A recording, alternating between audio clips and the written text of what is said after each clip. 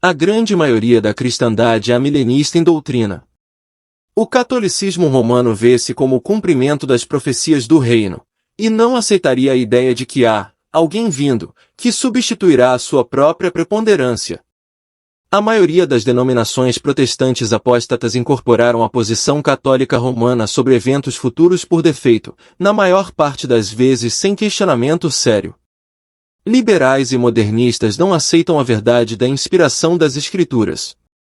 Parte de sua agenda mais ampla é negar o cumprimento literal da profecia, o que então nega a literalidade das Escrituras em geral. Dito isto, sabemos que existem muitos amilenistas que são verdadeiros crentes, que defendem a inerrância das Escrituras e que nunca procurariam impugnar o caráter de Deus.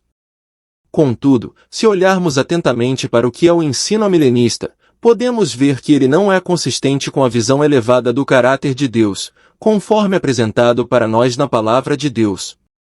A Bíblia nos diz que Deus não pode mentir, Tito 1 verso 2.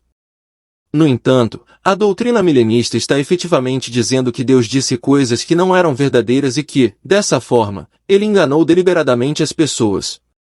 Por exemplo, quando ele disse a Abraão para olhar para a terra que ele e sua semente receberiam, Gênesis 13 versos 14 e 15, e quando ele indicou os limites da terra, Gênesis 15 versos 18 a 21, Abraão certamente entendeu referências à terra como literais.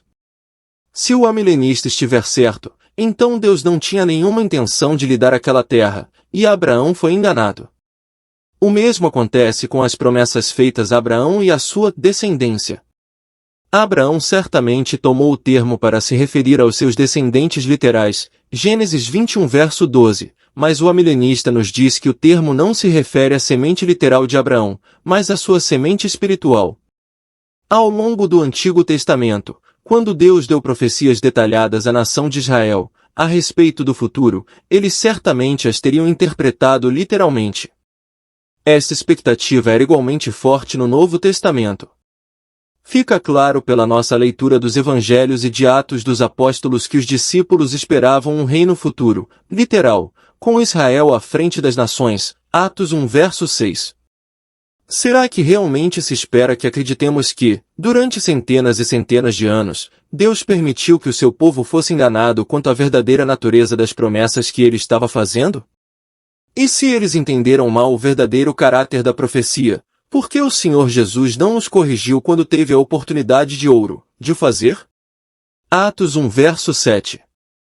Será que os amilenistas pensam que receberam algum grande conhecimento da mente de Deus, o que lhes permite descartar as passagens claras que abundam nas Escrituras, quando até mesmo o próprio Senhor Jesus, quando aqui na terra, não o fez?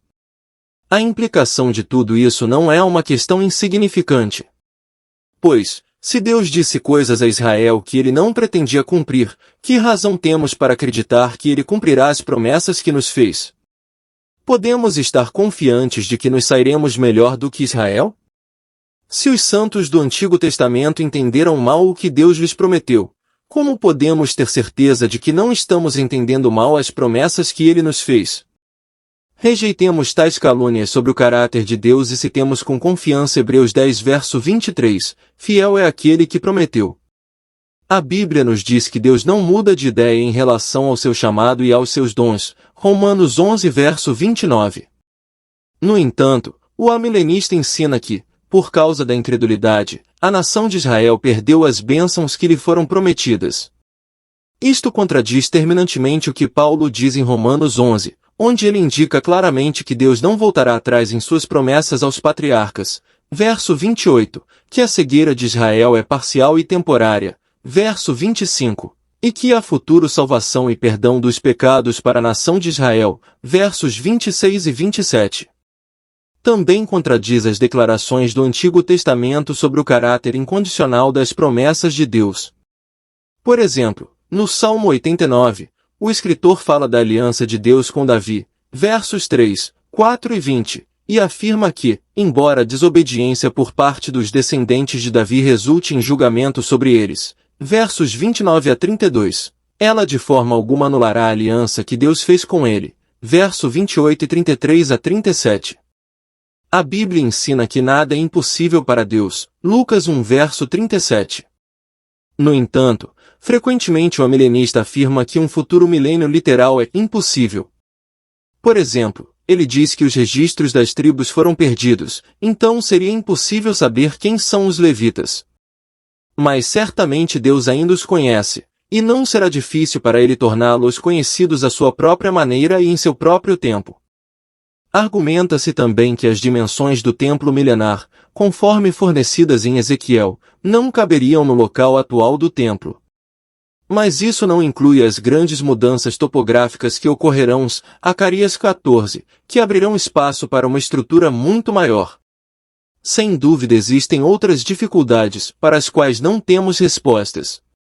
Mas Deus sabe as respostas e podemos confiar nele.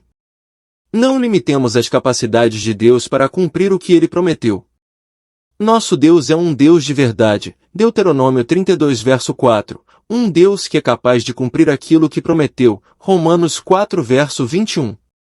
Acreditar num futuro, num milênio literal, é reconhecer estas coisas, negá-lo é efetivamente negar a confiabilidade e o poder de Deus. Mas o amilenista discordará da nossa afirmação de que o Novo Testamento não anula as promessas de um reino futuro literal na Terra. Ele apontará passagens do Novo Testamento que, segundo ele, mostram que as promessas do reino devem ser interpretadas espiritualmente. Será?